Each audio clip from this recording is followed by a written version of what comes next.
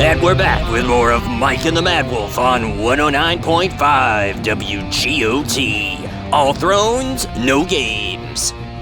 Wolf, I think we can agree that for all parties, we are heading into what is a pivotal season in the realm of ice and fire.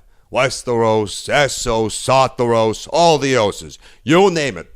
Pivotal season. Complete chaos, Mike. Complete chaos. There is no leadership to be found. No one. Not beyond the wall, not at the wall, not before the wall. There's no king beyond the wall. The Night's Watch, no leadership disbanded. Marine, no leadership at all. It's complete chaos, Mike. Everywhere you look, down in Dawn, it's in disarray. Winterfell, talk about a fall from grace. Winterfell's gone. Oh, it's a fall from grace. I mean, at this point now, Winterfell is basically the Cleveland of Westeros. It's a factory of sadness.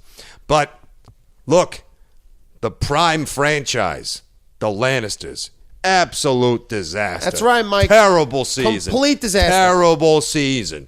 I mean, come on. Look what's going on now. You got Jaime Lannister. Oh, you're the Kingslayer, and maybe you're deciding with my one gold hand now I might be a little bit of a good guy. So I go down to get my daughter, Myrcella, from Dorne, where she was kidnapped, and I'm going to try and bring her home, except because Ilaria is pissed off about Oberyn getting killed by the mountain up there in King's Landing. She gets the kiss of death. So now I got to bring home my dead daughter to her mother, who, by the way, just had to do this walk of shame from the Faith Militant in her own house. So she's got her boobs being covered in vegetables. That's right, Mike, like a sexy salad. I mean, it's out of control. A complete mess. I mean, you're the Lannisters. You're the Yankees of Westeros, okay? You don't get a bridge year. You don't get a down season. You can't take a couple years off to rebuild, all right? Get your house in order, fix the mess, get a couple key free agents,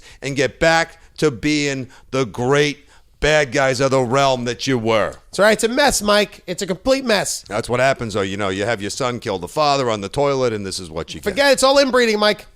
All right, why don't we take a call? John from Mawa, you're on with Mike and the Mad Wolf. Hey guys, first time, long time. Love the show. Love it. 2 questions. Jon Snow, dead or coming back? And 2, if no Snow, then who you think is going to step up and be the hero for Westeros this season? I mean, who's posed for a comeback, all right? Hey, thanks. Great job, guys. It's the question on everyone's mind, of course. Jon Snow. Yep, my answer, dead, Mike. Completely dead. Dead. He's alive. Completely what are you dead. talking about? You saw, you got stabbed 10, 15 different times, but Melisandre was there giving him the visit, whatever, maybe making a little bit of an offer, but there was a little purple in the eyes before the end. There's no way, Mike. He's dead. Little purple in the eyes. He's gone, Mike. Valyrian blood. We only know half of him as a Stark, but, he's a bastard son. Maybe, I think he's coming back. How could he not come back? He's Jon Snow. There's no more eggs. What are you going to do? Throw him in a pile of dinosaur eggs so he can come back to life as a dragon? Come on. Yeah, give me a break, Mike. You're out of your mind. You're out of your mind, Mike. You've lost yourself. You've lost yourself. Come on. 15. You get stabbed 15 times, Mike. You're not going to live. Yeah, your mind is more twisted than all the backdoor dealings of Littlefinger. Come on. All right. Well, let's get to the call. Let's get to the caller's question. Who do you see maybe stepping up in absence of or before Jon Snow's inevitable return this season?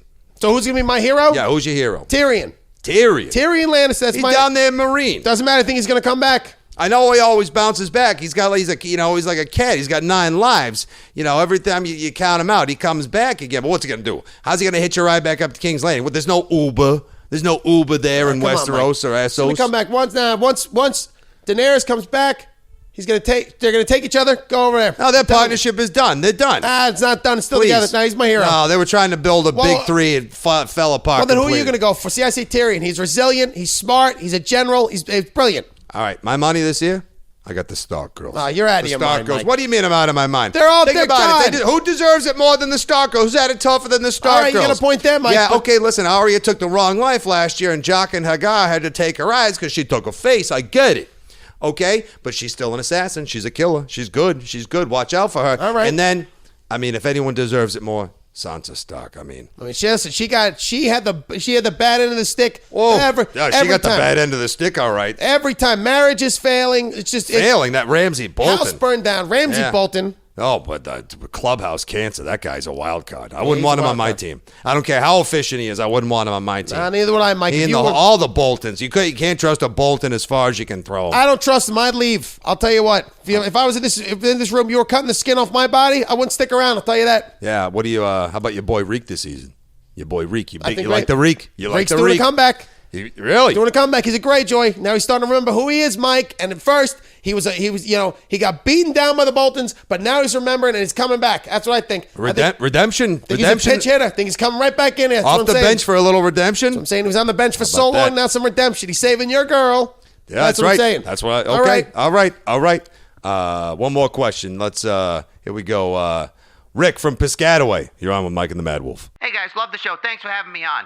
Look, I know when it comes to predicting the outcomes for characters in the realm, basically, we're all Jon Snow. We know nothing. That said, Daenerys.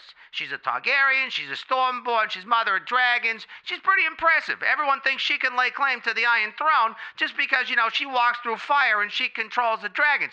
Well, you know what? If you're the one, then how come you can't handle a city like Marine, a little pissant place like that? That was a terrible ending for her last season, back with the Dothraki now. Look, I know it didn't end as terribly as it did for, like Stannis Baratheon, but do we think that she is going to be enslaved by them, or will she use them as her new army to try to claim the Iron Throne? Also, what's up with the Unsullied? Are they free agents now, or are they still technically under contract? Thanks. I'll hang up and listen. Daenerys. Yeah, Daenerys. Oof. You're in charge in Marine. You're building. You got your army. You got your Unsullied. Things are trending your direction. You're fulfilling your prophecy. You are the mother of dragons. And then you don't even see the revolt coming from within inside your own city. The Unsullied can't protect you. Your dragon's getting hurt. You're whisked away, and now you're back where you started with the Dothraki. Yeah, back there. And I'll tell you what, I think they're going to enslave her.